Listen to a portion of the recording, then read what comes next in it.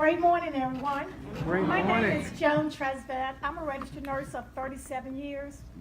Some of you are probably barely 37 years old.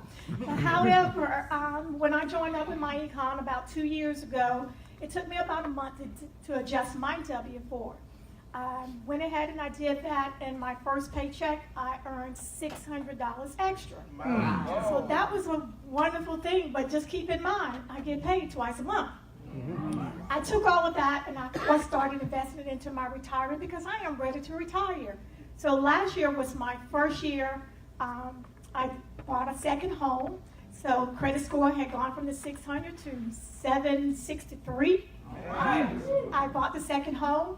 Last year, at the end of this year, I was able to invest, max out my 403B. That was $24,500. Yeah. So I was able to max that out, and I'm just still paying off the rest of that. I don't have car payment. I just have 2 house notes now.